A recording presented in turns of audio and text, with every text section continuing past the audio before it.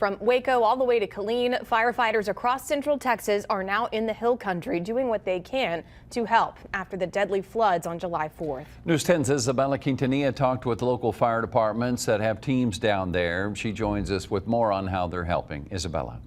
That's right, Lauren and Gordon. It's been almost 2 weeks since flash flooding devastated the hill country. Recovery efforts for those still missing are underway, and the areas flooded are nearly unrecognizable. Central Texas firefighters deployed to the area are doing everything from search efforts to filling in for the local first responders and even clearing debris.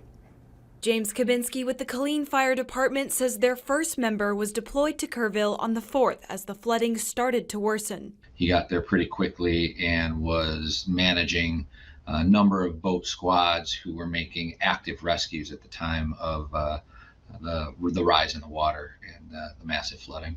Deploying several more members and teams shortly after. On July 5th, the Waco Fire Department deployed their own team, which included Lieutenant Neil Cummings. Initially, what they did is they sent us in to backfill some of Kerrville's fire stations because they had been out in doing search for several days at that point. He says they're now helping with search efforts along the river, sharing these photos of what they're dealing with. Big giant ball roots that are probably 20 foot high that are just carried, they're picked up from their spot, carried downriver, and so those are scattered everywhere through there.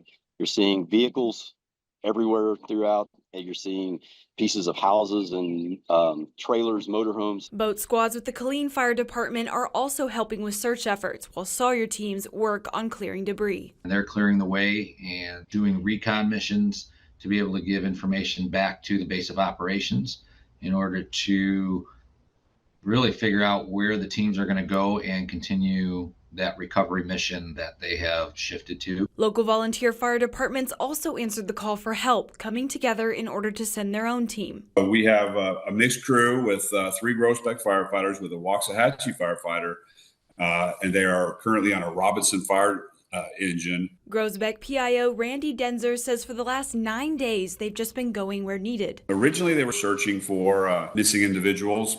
And then the past 3 days, they transitioned. They've taken over basically local fire service for Comfort, Texas. And while the work has been both physically and emotionally difficult for all, Lieutenant Cummings says the support has been something incredible to see. You've had volunteers coming in from all over the country, and they're stepping in just out of the goodness of their heart.